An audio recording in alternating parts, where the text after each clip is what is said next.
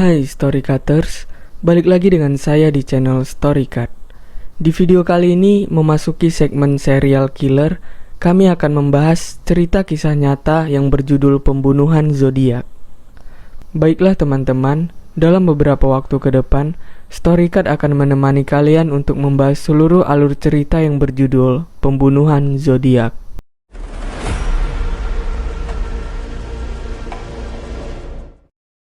Pada tanggal 20 Desember 1968 di Benicia, California, siswi SMA yang bernama Betty Lou Jensen dan David Faraday berada di urutan pertama. Mereka berencana untuk menghindari Natal konser di sekolah mereka yang tidak jauh dari rumah Betty. Namun rencana mereka berubah. Sebagai gantinya, mereka mengunjungi seorang teman sebelum berhenti di sebuah restoran terdekat untuk makan. Setelah itu pasangan itu melanjutkan perjalanan ke Danau Jalan Herman di mana David parkir di sekitar situ juga. Pada pukul 15.00, daerah ini dikenal sebagai tempat make out lokal untuk pasangan. Hanya 45 menit kemudian, mayat mereka ditemukan oleh tetangga yang bernama Stella Borger dan polisi dipanggil. Hal ini diyakini bahwa tidak lama sebelum mereka, mayat-mayat itu ditemukan mobil lain berhenti dan parkir di samping mereka. Si pembunuh akan keluar dari kendaraan dan mungkin pasangan untuk melakukan hal yang sama. Analisis forensik menyatakan bahwa Betty meninggalkan mobil terlebih dahulu, tetapi ketika David baru setengah jalan keluar, dia ditembak tepat di kepala. Kemudian pembunuhnya menembak Betty 5 kali di belakang saat dia mencoba melarikan diri sebelum mengemudi. 8 bulan kemudian, pada tanggal 5 Juli 1969, Darlene Ferran dan Michelle Mojo menuju ke Taman Mata Air Batu Biru di Vallejo, California. Hanya berjarak 4 mil dari lokasi pembunuhan terakhir dan parkir dengan aneh saat mereka duduk di mobil, kendaraan lain berhenti dan parkir di samping mereka. Tetapi kemudian ia segera pergi lagi. Sekitar 10 menit berlalu, sebelum mobil yang sama kembali dan parkir di belakang mereka, sebagai gantinya, sopir kemudian keluar dari kendaraan dan mendekat ke sisi penumpang. Mereka membawa senter dan menyinari senter ke dalam mata sebelum menembakkan 5 peluru ke arah mereka berdua. Kemudian dipukul, tetapi beberapa peluru benar-benar melewati Michelle dan mendapatkan Darlene terhubung dengan mereka berdua. Pembunuhnya awalnya berjalan pergi, tetapi kemudian mendengar Michelle mengerang kesakitan. Ia kembali menembak mereka berdua, 2 kali lebih banyak sebelum akhirnya pergi. Pada dini hari berikutnya, pria menelpon departemen kepolisian dan mengakui serangan itu serta yang sebenarnya. Kembali pada bulan Desember, panggilan itu dilacak ke sebuah pompa bensin di Jalan Mata Air dekat rumah Darlene dan tidak jauh dari departemen kepolisian. Darlene sayangnya meninggal dunia di rumah sakit, tidak seperti Michelle. Michelle benar-benar selamat meskipun ditembak di wajah, leher, dan dada. Dia menggambarkan si pembunuh seperti berada di sekitar 26 hingga 30 tahun, 195 hingga 200 pon, 5/8 kaki laki-laki, kulit putih dengan rambut pendek keriting dengan rambut warna coklat muda. Meskipun dia mengakui bahwa itu gelap dan semuanya terjadi begitu dengan cepat, dia tidak mendapatkan tampilan yang bagus pada pria tersebut. Bulan berikutnya pada bulan Agustus tanggal 3, surat-surat tersebut diterima oleh beberapa surat kabar. Hampir semuanya identik dengan psikiater menganalisis tulisan-tulisan ini dan menyimpulkan bahwa mereka ditulis oleh seseorang yang sedang merenung dan tentu saja terisolasi dari masyarakat. Isi suratnya adalah seperti ini. Editor, ini adalah pembunuh 2 remaja Natal terakhir di dalam Herman dan gadis di 4 Juli dekat lapangan golf di Vallejo. Untuk membuktikan saya membunuh mereka, saya akan menyatakan beberapa fakta yang hanya saya dan polisi yang tahu. Natal 1. Nama merek amunisi Super X. 2. 10 tembakan dilepaskan. 3. Anak laki-laki itu terlentang dengan kakinya ke mobil. Dan 4. Gadis itu berada di sisi kanannya ke kaki barat. 4 Juli seorang gadis mengenakan celana bermotif 2 anak laki-laki juga ditembak, di bagian lutut 3 amunisi dibuat oleh Western. Editor yang terhormat, ini adalah Zodiac yang berbicara. Sebagai jawaban atas permintaan Anda untuk detail lebih lanjut tentang saat-saat indah yang saya alami di Vellejo, saya akan sangat senang untuk memasok lebih banyak materi. Omong-omong, apakah polisi bersenang-senang dengan kode itu? Jika tidak, beritahu mereka untuk bergembira. Ketika mereka memecahkannya, mereka akan memiliki saya. Pada 4 Juli, saya tidak membuka pintu mobil. Jendela sudah diturunkan. Anak laki-laki itu awalnya duduk di kursi depan ketika saya mulai menembak. Ketika saya menembakkan tembakan pertama ke kepalanya, dia melompat mundur pada saat yang sama sehingga merusak bidikan saya. Dia berakhir di kursi belakang lantai dan punggungnya meronta-ronta dengan sangat keras dengan kakinya. Begitulah cara saya menembaknya di lutut. Saya tidak meninggalkan lokasi pembunuhan dengan ban mendecit di mesin balap seperti yang dijelaskan di koran Vellejo. Aku melaju cukup pelan agar tidak menarik perhatian ke mobilku. Pria yang memberitahu polisi bahwa mobil saya berwarna coklat adalah seorang negro berusia sekitar 40 hingga 45 tahun, berpakaian agak lusuh. Saya berada di bilik telepon ini bersenang-senang dengan polisi Vellejo ketika dia lewat. Ketika saya menutup telepon, benda sialan itu mulai berdering, dan itu menarik perhatiannya kepada saya di dalam mobil saya.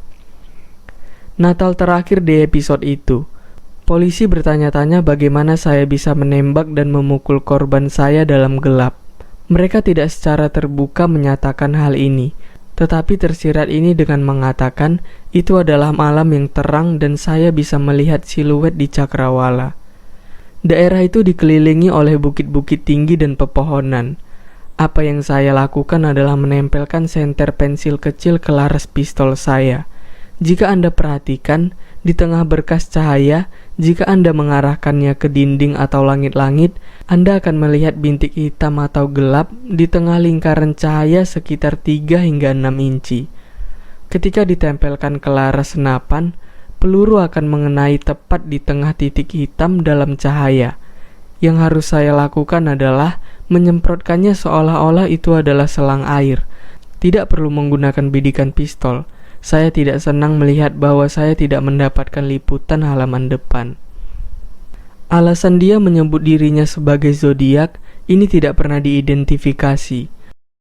Keesokan harinya, pada tanggal 8 Agustus, penduduk setempat yang bernama Donald dan Betty Harden percaya bahwa mereka benar-benar memecahkan kriptogram.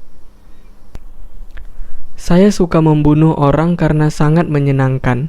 Itu lebih menyenangkan daripada membunuh hewan liar di hutan, karena manusia adalah hewan paling berbahaya dari semuanya.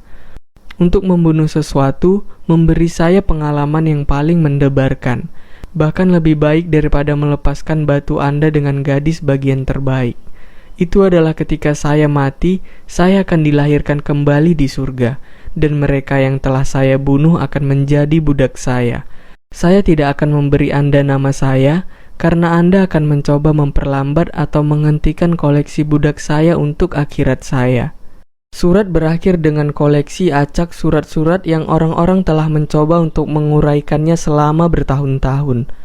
Meskipun beberapa orang berpikir itu hanya sekelompok dari omong kosong yang artinya tidak pernah diidentifikasi. Pada tanggal 27 September 1969, perguruan tinggi siswa yang bernama Brian Hartnell dan Cecilia Shepard sedang piknik di Danau Beresa, ketika seorang pria kulit putih sekitar 5/11 kaki 170 pon dan disisir rambut coklat berminyak. Mereka mengenakan kerudung dengan kacamata hitam, perangkat seperti BIB di atas dadanya dengan lingkaran salib putih 3x3 inci simbol di atasnya.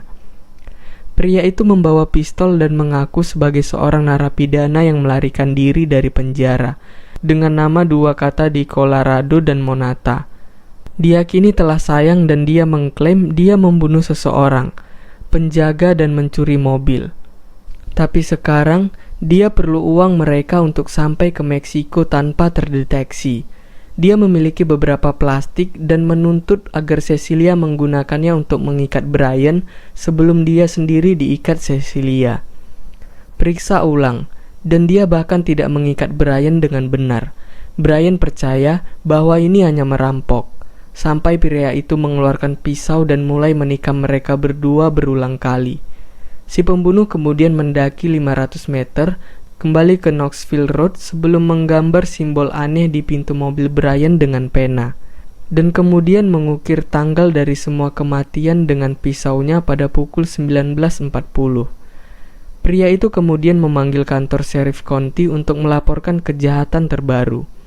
Panggilan itu dilacak dan telepon umum ditemukan hanya beberapa menit kemudian masih di tempat yang sama, tapi tidak ada penelpon yang ditemukan. Namun si pembunuh meninggalkan cetakan telapak tangan yang masih segar di telepon. Meskipun sampai hari ini cetakan itu tidak pernah cocok dengan tersangka. Seorang laki-laki dan anaknya sedang memancing di sebuah teluk terdekat ketika mereka mendengar korban berteriak minta tolong dan menemukan mereka. Cecilia masih terjaga dan mampu menggambarkan penyerang pada satu titik. Tapi sayangnya, Cecilia jatuh koma pada saat jalan ke rumah sakit dan tak pernah bangun lagi, dan akhirnya meninggal 2 hari kemudian. Tapi Brian selamat dan hidup untuk menceritakan kisah itu. Ia menggambarkan penyerangnya dengan jelas 2 minggu kemudian pada tanggal 11 Oktober 1969. Sopir taksi Paul Stein mengambil penumpang pria pada kulit putih di persimpangan Jalan Mason dan Gray di San Francisco, menuju ke Presidio Heights. Selama perjalanan, penumpang tiba-tiba menembak pengemudi di kepala sebelum mengambil kunci mobil dan dompetnya dari kemejanya yang berlumuran darah. Namun dari seberang jalan, 3 remaja menyaksikan si pembunuh melarikan diri pada pukul 21.55 waktu setempat dan segera menelpon polisi. Mereka melihatnya menyeka taksi sebelum meninggalkan 2 blok jauhnya. 2 petugas melihat pria kulit putih yang sangat cocok dengan deskripsi dengan yang disebutkan oleh remaja tersebut. Kecuali berjalan seperti pria tua melewati Jackson Street, namun mereka tidak mendekatinya. Pria ini memang cocok dengan deskripsinya, tetapi petugas radio secara tidak sengaja memperingatkan semua petugas untuk mencari terduga yang berkulit hitam. Polisi ini percaya bahwa mereka benar-benar berada di hadapan pembunuh zodiak dan berada dalam posisi yang benar untuk melakukan penangkapan. Tapi dikarenakan informasi yang salah ini, ia bebas untuk pergi begitu saja. Pada tanggal 14 Oktober, surat lain muncul termasuk potongan baju berdarah yang bertanggung jawab atas pembunuhan baru. Ini adalah zodiak yang berbicara. Saya pembunuh sopir taksi di Jalan Washington dan Jalan Maple tadi malam. Untuk membuktikan ini, di sini ada potongan bajunya yang berlumuran darah. Saya orang yang sama yang melakukan pada orang-orang di daerah Teluk Utara. Polisi San Francisco bisa menangkapku tadi malam jika mereka menggeledah taman dengan benar daripada mengadakan balapan di Jalan Rafa dengan sepeda motor mereka untuk melihat siapa yang paling berisik. Pengemudi mobil seharusnya hanya memarkir mobil mereka dan duduk di sana dengan tenang menunggu saya keluar dari persembunyian. Anak-anak sekolah membuat target yang bagus. Saya pikir saya harus memusnahkan bus sekolah suatu pagi. Tembak saja ban depan dan ambil anak-anak saat mereka terpental keluar. Semua saksi dating bersama-sama untuk menyusun sketsa komposit dari pembunuh dan mereka sekarang memiliki deskripsi yang solid tentang siapa yang mereka cari. Sekitar 2.500 tersangka yang sedang diselidiki pada tanggal 20 Oktober 1969 pukul 14.00. Seorang pria yang mengaku sebagai pembunuh zodiak menelpon kantor kepolisian untuk menuntut agar salah satu dari 2 pengacara muncul di acara bincang-bincang TV KGO. Yang dia inginkan adalah F. Lee Bailey, yang kebetulan hanya Melvin Bailey yang setuju. Dan anehnya, seseorang yang mengaku sebagai pembunuh zodiak tiba-tiba menelpon ke acara talk show dan mengaku sebagai Sam di acara tersebut. Ia mengaku memiliki sakit kepala dan ingin membunuh anak-anak, padahal pembawa acara tersebut ingin menjumpai pembunuh tersebut secara personal, tetapi ia tidak pernah muncul. Pada 8 November 1969, Zodiac mengirimkan kriptogram lain, dan yang satu ini dinamakan Z340 Cipher, yang dimana masih belum terpecahkan selama lebih 51 tahun sampai dengan 5 Desember 2020. Akhirnya dipecahkan oleh beberapa orang yang terdiri dari insinyur dan matematikawan. Saya berharap Anda bersenang-senang dalam mencoba menangkap saya. Itu bukan aku di acara TV yang memunculkan poin tentang saya. Saya tidak pernah takut dengan kamar gas, karena itu akan mengirim saya ke surga lebih cepat. Karena saya sekarang memiliki cukup budak untuk bekerja untuk saya, di mana orang lain tidak memiliki apa-apa ketika mereka mencapai surga. Jadi mereka takut mati. Saya tidak takut karena saya tahu bahwa hidup baru saya adalah hidup akan mudah di surga kematian.